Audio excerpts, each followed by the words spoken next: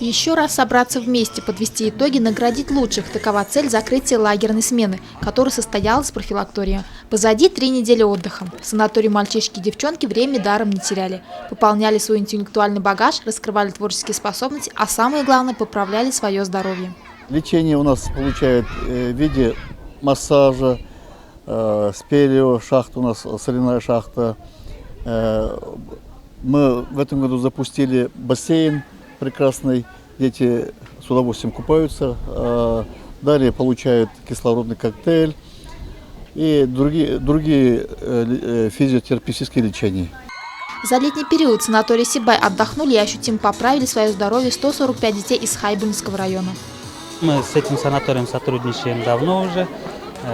Впечатления, отзывы родителей и детей положительные.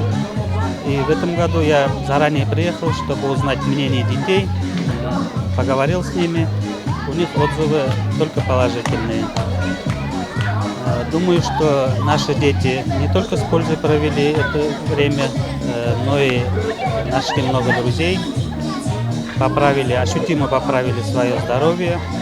И на 1 сентября бодрые, с хорошим настроением, а главное с крепким здоровьем вернуться к нам в школу.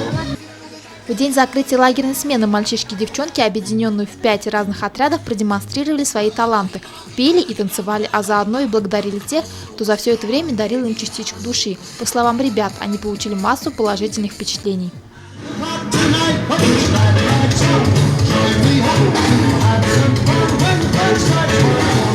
Мне здесь очень понравилось, очень весело.